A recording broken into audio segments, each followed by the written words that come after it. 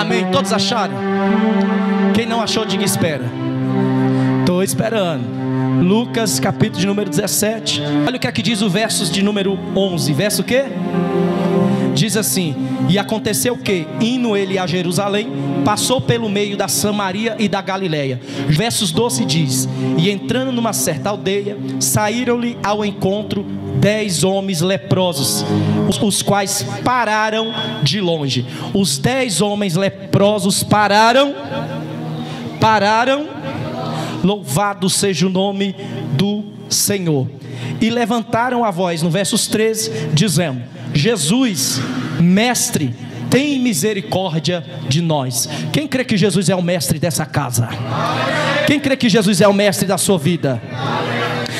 E ele vendo-os, disse-lhes: ide e mostrai-vos aos sacerdotes. E mostrai a quem? Versos 14: e aconteceu que indo eles ficaram limpos. E aconteceu que indo eles ficaram. E um deles, vendo que estava são, voltou glorificando a Deus em alta, e caiu aos seus pés com o rosto em terra, dando-lhes graça. E este era samaritano. E respondeu Jesus, disse: não foram 10 os limpos? Uma pergunta. E onde estão os 9? Outra pergunta. O verso de número 18 vai dizer: não houve quem voltasse para dar glória a Deus, senão este estrangeiro? Outra pergunta.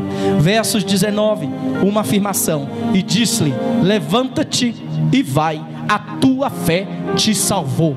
Deus afirmou para aquele samaritano, que aos olhos dos judeus eram estrangeiros: a tua fé te salvou. Senta dando glória para Jesus. Senta adorando o nome daquele que é digno de toda honra, toda glória. Hoje é culto de agradecer. Hoje é culto de agradecer. Quem veio agradecer já pela vitória? Talvez você fez a campanha e não aconteceu ainda o milagre. Talvez, Bruno, você fez a campanha e Deus ainda não fez aquele grande milagre. Mas só de você ter vindo aqui agradecer, o milagre já está sendo feito. Quem crê, diga amém. A Bíblia diz que Jesus está indo para, aleluia, Jerusalém. Ele passa ali pela Galileia. Louvado seja o nome do Senhor. Louvado seja o nome do Senhor. Ele passa ali pela Galileia e pela Samaria. E 10 leprosos começam a clamar. Só que quando aqueles leprosos começam a clamar, eles têm um reconhecimento à vista de Jesus. Eles falam: mestre. Eles falam: mestre. Tem gente que vem, mas não reverencia Jesus do jeito que é para ele ser reverenciado. Quantos chegaram aqui, mas não tiveram um momento de oração na cadeira?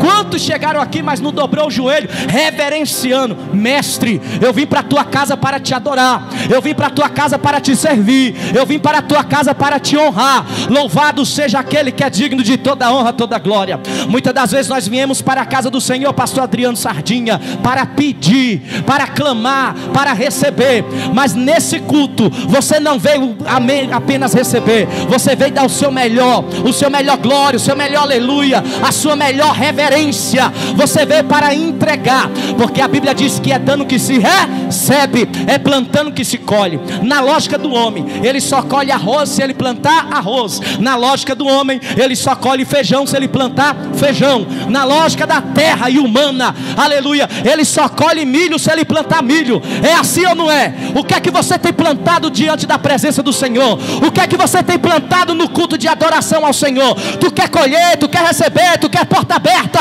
mas só veio o culto para receber. Nunca plantou, nunca lançou uma semente. E eu não estou falando aqui só de voto, de oferta e de dízimo. Eu estou falando de uma oração sincera. Eu estou falando de uma semente que é uma lágrima sincera, de um arrependimento sincero. Quantos entram na casa do Senhor para receber uma profecia, para receber uma revelação, mas não tem coragem de dizer: eis-me aqui para te adorar em espírito e em verdade, meu Pai. Porque é dando que se recebe. aqueles leprosos, eles deram uma reverência diante do Senhor Jesus, e eles disseram: mestre! Eles reconheceram a magnitude de Jesus sobre a terra, eles reconheceram a unção de Jesus sobre a terra. Tem gente que vem ao culto para receber uma profecia do pastor Jean, mas não reconhece quem é Jesus na vida dele. Tem gente que vem ao culto para receber uma profecia do pastor Adriano, mas não reconhece quem é Jesus sobre a vida dele. Tem gente que vem na sexta-feira aleluia, receber e reconhecer a vida do pastor Eric, mas Jesus na vida dele não tem ordem, Jesus na vida dele não é o mestre. Você vai sair daqui desse culto dizendo: o Senhor é o bom mestre, o Senhor que governa a minha vida, o Senhor que dá o direcionamento.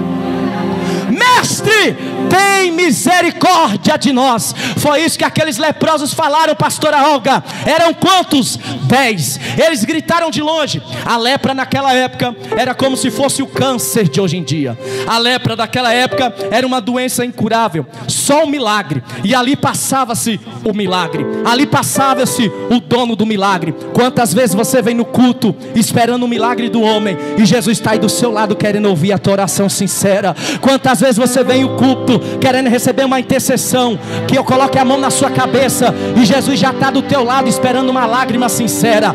Talvez você está recebendo do ministro da palavra, do ministro do louvor, mas eu não vim aqui emocionalizar a tua vida. Eu vim aqui profetizar uma palavra viva, objetiva e eficaz. Eu não vou ficar aqui uma hora cansando os teus neurônios, aleluia, falando. Eu vim aqui trazer uma mensagem objetiva, e a mensagem objetiva é: volte ao primeiro amor. Tenha Jesus como seu mestre, tenha Jesus como o princípio da tua vida e da direção da tua vida. Eu gosto da palavra. A pregação ela que liberta, a pregação ela que transforma. Louvado seja o nome do Senhor. Mas a palavra objetiva é nessa noite: toma a posição de adorador, toma a posição daquele que planta para receber, toma a posição daquele que se humilha diante do mestre, porque ele te ouvirá. Sabe por que Deus não te ouviu ainda? Porque você pede oração de A, de B, de C, de D, mas não dobra o teu joelho no teu quarto. Mateus 6,6. Entra no teu quarto, ora em secreto, porque tudo que tu orar em secreto, Deus vai te honrar em público. Deus está com saudade da tua oração, Deus está com saudade do teu choro, Deus está com saudade do teu clamor. Tudo você terceiriza. Irmão, ora por mim, pastor, ora por mim, aleluia. Aqueles 10 leprosos, eles não terceirizaram a oração, eles foram direto na fonte da água da vida.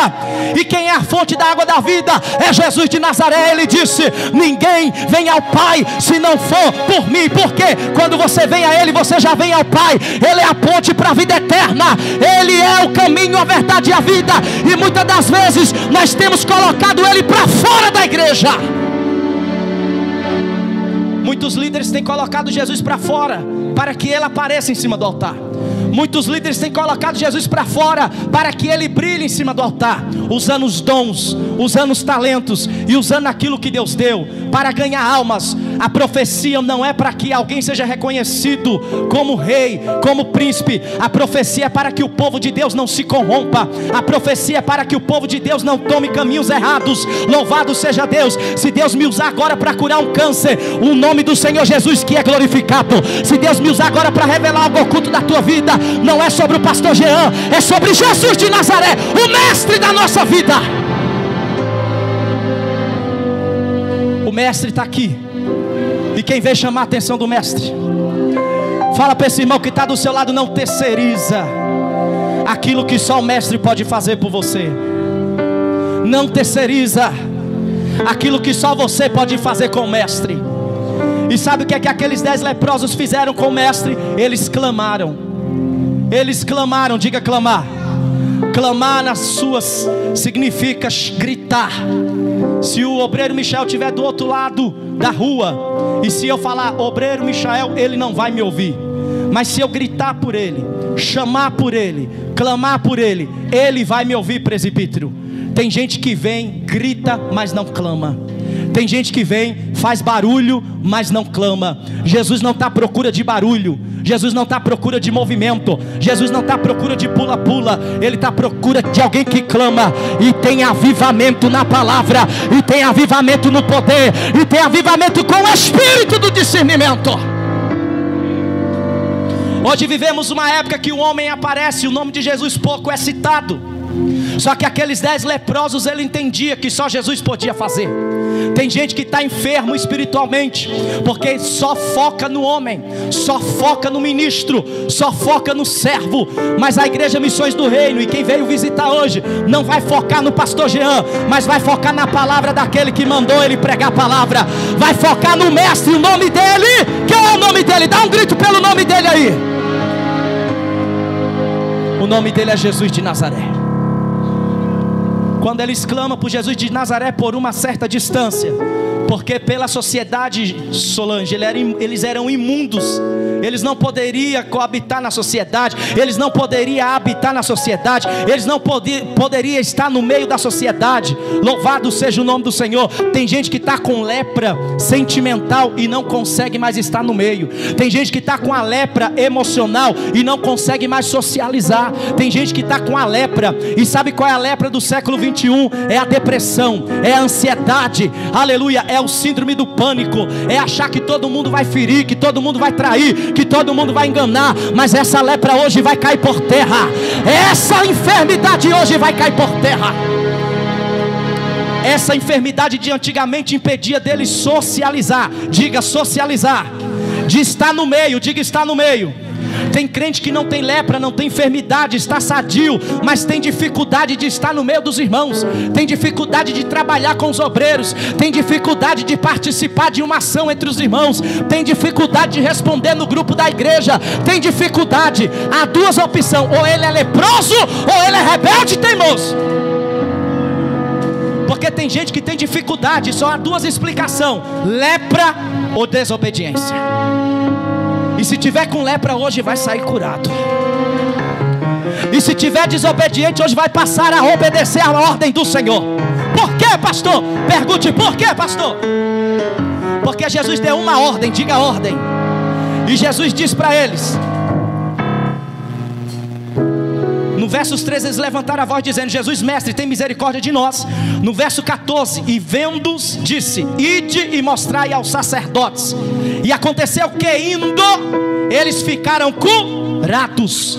Aconteceu que ainda eles ficaram limpos. Aconteceu que ainda eles ficaram sarados. A Bíblia diz que Jesus não precisou tocar naquele leproso. Tem gente que só acredita que Deus vai gerar um milagre quando passa na fila de oração e eu coloco a mão, coloco óleo, jogo 1 quilo de cuspe na cara. É assim ou não é, irmão? O pastor tem que falar alto, tem que botar a mão na minha cabeça. Só que tem gente que vai sair daqui hoje curada apenas com o poder da palavra. Jesus não precisou tocar, Jesus não precisou pegar, mas a palavra de Jesus é suficiente para o milagre acontecer. Uma ordem basta, Zeca. Uma ordem, pastor Eric, vai mudar a vida de alguém que está aqui nesse culto. Uma ordem vai mudar, Gustavo. Uma ordem vai mudar o caminho de alguém aqui nesse culto. Escuta, a Bíblia diz que Jesus mandou ele ir diante do sacerdote, e imediatamente eles obedeceram e foram, sem questionar, sem murmurar, sem indagar.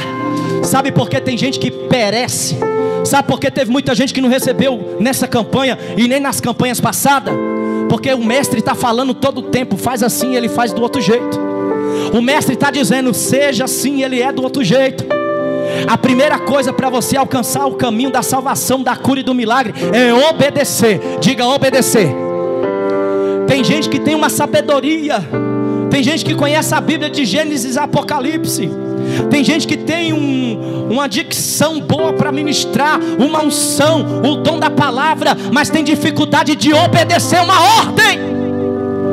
Conhecimento sem obediência não adianta, igreja. Diga oração. Diga oração, porque orar também requer ação. Não é somente orar, é agir. Não é somente orar, é fazer. Não é somente orar, é dar o primeiro passo. Quem é que vai dar o primeiro passo depois desse culto?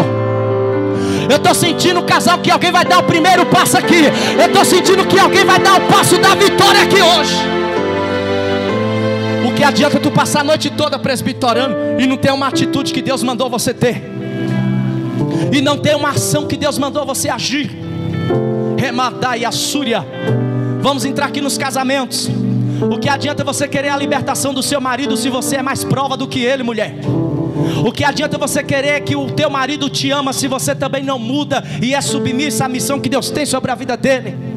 O que adianta o marido querer uma mulher submissa se ele não é o cabeça de Cristo dentro da sua casa?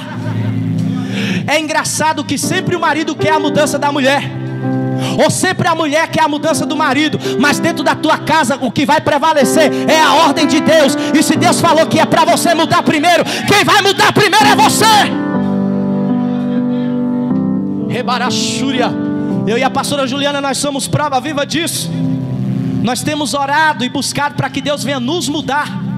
Eu quero que Deus mude algo nela, e eu oro para que Deus mude, mas eu tenho que mudar primeiro.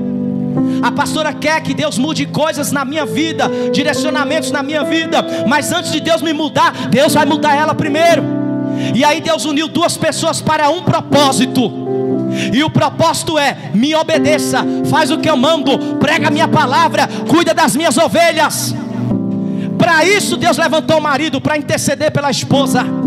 Para isso que Deus levantou a esposa, para interceder pelo marido. Ambos em oração, vai vencendo a mudança um no outro. Quem está entendendo, diga amém.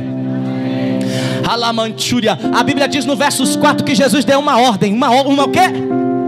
Uma direção. Uma o quê? Você vai sair daqui, mulher, com a direção de Deus, e o teu casamento vai ser transformado. Você vai sair daqui, marido, com a direção de Deus, e a tua mulher vai ser transformada. Quem crê nessa palavra, diga amém. Louvado seja o nome do Senhor Jesus. A Bíblia diz que Ele deu uma direção, Ele deu uma ordem, e eles obedeceram. Quantos obedeceram? 10. Quantos obedeceram? Quantos obedeceram? Tem 10 aqui para obedecer uma ordem que veio do alto? Se Deus mandar tu ir pela direita, não vai pela esquerda, irmão. Se Deus mandar você fazer assim, faz do jeito que Ele mandou. Imagina se o pastor Jean fica milionário de hoje para amanhã, e de repente Deus fala assim: dá um carro para o meu filho pastor Adriano, dá outro carro para o obreiro Michael, você tem condição para isso? E eu digo assim: não, Senhor, o Senhor deu para mim, não foi para mim distribuir, eu não sou nem o Silvio Santos. Pode ter certeza que aquilo que Ele me deu vai virar maldição na minha mão. Sabe por que os judeus são pessoas prósperas até hoje? Porque quando um tinha uma casa, ele dava a casa para o outro. Quando um tinha 2 casas, 3 casas, o outro irmão não ficava sem casa, porque ele abençoava o seu irmão. Nós precisamos voltar ao amor da igreja primitiva, que cede, que abençoa, que ama o próximo, que não deixa o próximo passar necessidade, que ama a obra na vida do irmão. É um povo egoísta, que quer o carro para ele, a casa para ele, os milhões para ele. Deus nunca vai levantar alguém milionário se não for para abençoar o próximo, se não for para transbordar na vida do próximo. Eu tenho dito: Deus me dá muito dinheiro para eu transbordar na vida dos meus irmãos, e todos aqueles que estão próximos de mim serão abençoados. Jesus curou um cego Bartimeu, Jesus curou uma mulher do fluxo de sangue, Jesus libertou a vida de Zaqueu e a sua casa. Só que Jesus não trabalha com números, Jesus trabalha com quem tem fé, com quem acredita e com quem reverencia a autoridade sobre a vida dele. Se um aqui que tiver fé vai receber, mas se todos tiver, também vai receber. Tem 10 aqui que acredita que Jesus ainda cura lepra? Tem 10 aqui, cadê os 10 que acreditam que Jesus ainda cura câncer? Quem crê, tem 10 aqui que ainda acredita que Jesus liberta. Há uma mãe aqui, presbítero, que está pedindo pela libertação do filho. Há um pai, uma irmã, uma tia que está pedindo pela libertação do irmão. E o mestre está passando na casa, ele quer ouvir o clamor de um de vocês que tem lepra dentro da sua casa, para ele ir lá curar. E ele não vai na pessoa física, ele não vai precisar entrar lá, porque a palavra dele basta. E quando você chegar lá, já vai ter cura, já vai ter milagre, já vai ter porta aberta, já vai ter providência. Basta uma palavra e toda a terra treme, o mundo e seu sistema cai aos seus pés. Sabe dessa, pastora? Puxa essa aí. Basta uma palavra. Deus falou para mim que meu carro está chegando. Eu já estou sentindo o cheiro do couro, as rodas grandes do aro 18 que eu quero logo. Eu já estou sentindo o vento do ar-condicionado. Eu já estou sentindo ele fazer a obra e resgatar as vidas. Quem crê que uma palavra pode trazer a existência daquilo que ainda não existe na tua vida? Eu já estou sentindo o cheiro do lote próprio dessa igreja. Eu já estou sentindo o terreno ser construído, o templo construído, e nós fazendo um culto de ação de graça para a glória de Deus. Como, pastor Jean? Eu não sei como, mas a palavra ela foi lançada. Antes de eu chegar lá, já vai estar lá. Antes daqueles 10 leprosos chegar, eles foram curados. Diz para esse irmão que está do teu lado: não é amanhã, não é depois, é antes. Você pode chacoalhar esse irmão e dizer para ele: é antes. O teu milagre vai chegar antes. Se tu estiver debaixo de uma obediência, o teu milagre é antes. Não é para o ano que vem, não é para o mês que vem. E por quê? E se eu chegar em casa e não chegar? Procura obedecer. Porque quem está debaixo de obediência, Deus envia um milagre. Só que quando eles foram curados, quantos? Quantos? Voltou para agradecer. Aleluia. O versos 15 diz: voltou glorificando a Deus em alta voz. Ele se jogou nos pés de Jesus e glorificou aquele que é digno de toda honra e toda glória.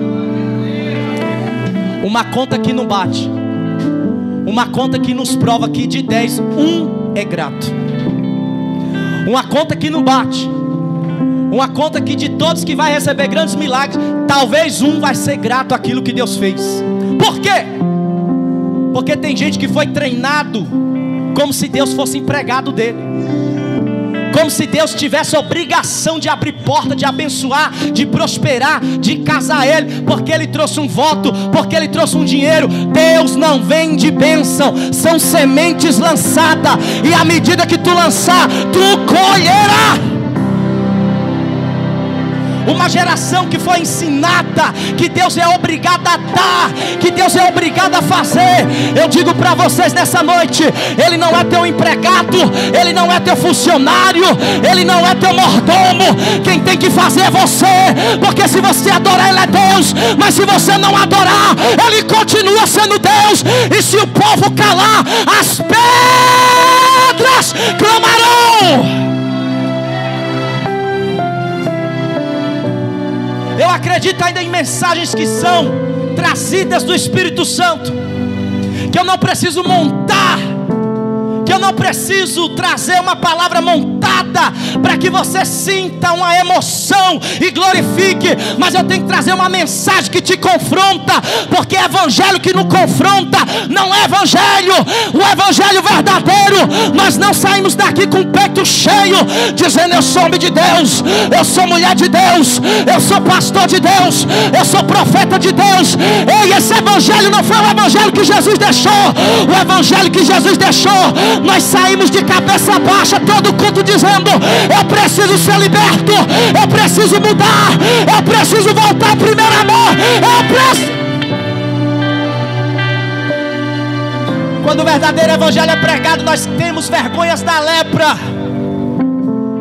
A lepra se torna uma vergonha, o pecado se torna uma vergonha, a tua carne se torna uma vergonha. E ainda que tu tenha unção de bispo, apóstolo, reverendo, seja lá o que for, você volta à tua humanidade, você volta à posição de servo e diz: se eu estou servindo errado, me conserta. Eu aprendi na minha caminhada que cada unção é um degrau que sobe. Foi assim que você aprendeu? Foi assim que te ensinaram? É obreiro, sobe um degrau. Foi assim? Foi assim, presbítero? É missionário, sobe outro degrau. Eu aprendi assim na doutrina, mas na vida real eu aprendi que cada unção é um degrau que eu desço, cada carga é um degrau que eu desço. E quando eu chego ao cargo pastoral, uma unção pastoral, eu sou servo dos servos dos servos, e entre todos eu sou menor. unção não é para engrandecer e não é título para homens achar que é melhor do que o próximo.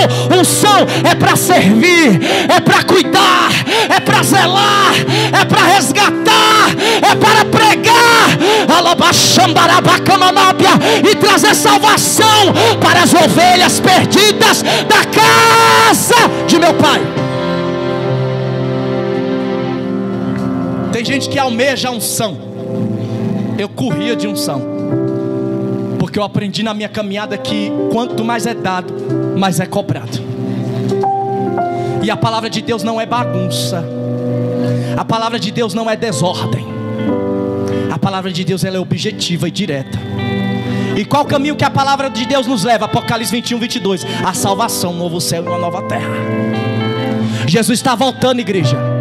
Enquanto tu está preocupado com teu marido que não está nem aí para Jesus, tu está perdendo a tua salvação. Procure ele primeiro, que o teu marido está na mão dele.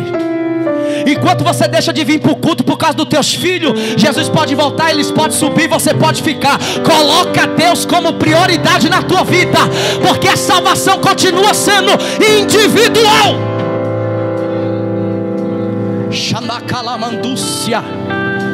Deus não quer casamentos de aparência não, irmão. Deus está cansado de uma apologia de um casamento que o marido bate na mulher, a mulher trai o marido e não pode divorciar por causa de uma aparência. Quando Jesus voltar vai ficar os dois, porque tem divórcio que começa bem no começo do casamento. Não tem respeito, não tem companheirismo, não tem fidelidade. Deus não trabalha com aparência, Deus trabalha com princípios. Deus está trazendo um verdadeiro princípio sobre a tua vida. Pastor, está fazendo apologia ao divórcio? Não, eu estou fazendo apologia a uma vida mudada, transformada, sem aparência, sem ficar postando para dizer que é sem ser. Teve uma ovelha minha que bateu na mulher, chegou para mim e a esposa falou assim: vamos orar para Deus libertar ele. Eu falei: eu vou na delegacia, e se tu não for comigo, não me procure nunca mais, porque se ele te bater e te matar, eu vou como cúmplice. Eu vou como cúmplice, ele anda armado. Tem muitos pastores matando as ovelhas. Tem muitos pastores. Como é que fala a história do lobo lá, pastora Juliana? Do lobo? Poupa o lobo e sacrifique as ovelhas. Desde quando Deus te quer vivendo em cativeiro, em vida de aparência, de mentira, de engano? Desde quando uma mulher lidera homem? Chegou um tempo dos homens tomar vergonha na cara, posição de sacerdote, liderar, cuidar das suas esposas e ter uma família verdadeiramente debaixo da palavra.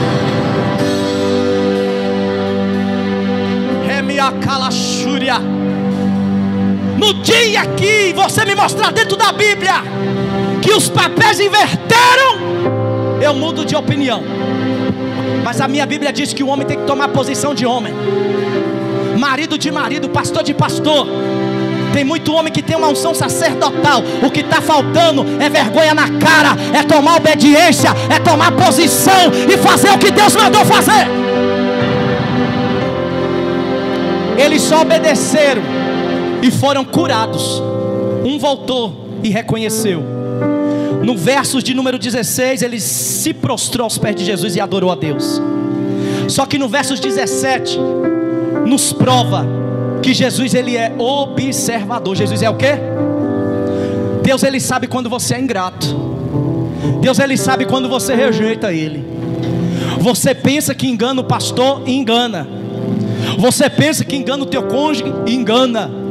Você pensa que engana os teus filhos? Engana. Mas a Deus você não engana. Olha o que Jesus fala para aquele samaritano. Respondeu Jesus: não foram 10 limpos? 11. E onde estão os 9? Não houve quem voltasse para glorificar a Deus, senão esse estrangeiro. Tem gente esperando dos da casa, e quem vai surpreender é os de fora. Porque os da casa estão estagnados na ingratidão. Tem muito crente de 10, 20, 30 anos que pensa que Deus é obrigado e está no caminho da desobediência e da ingratidão. Não adianta obedecer e não ter princípio de honra. Não adianta você chegar para o teu pastor, para a tua pastora: eu sou grata a Deus pela tua vida, e eles te convocar para algo e você não ser obediente. Princípio de honra, princípio de agradecimento também é atitude. Deus não quer que você agradeça da boca para fora. Deus quer que você se comprometa com a obra. Deus quer que você busque pelo nome dEle na casa dEle. Deus quer que você trabalhe na casa dEle. Deus quer que você saia do comodismo e faça o que Ele mandou você fazer no tempo. Aí tem gente que posta lá: eu congrego em casa. Quem curtiu? Satanás. Quem compartilhou? O diabo. Porque lá dentro da tua casa é igual você cortar o meu braço e jogar ele dentro de um cômodo.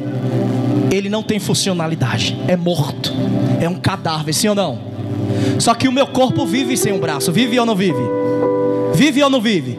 Mas o braço não vive sem o dedo não vive sem Como que tu vai viver fora do corpo? Como que você vai congregar dentro da sua casa? Você vai apodrecer lá. Volte o primeiro amor de congregar, de ser obreiro. Mas o pastor é pecador e vai continuar sendo. O pastor me decepcionou e vai continuar decepcionando. Mas o pastor traiu e vai continuar traindo, porque nós somos corruptíveis. Você congrega com o pastor Jean ou congrega com o pastor Jesus? Porque se eu cair, você tem que estar de pé para me levantar.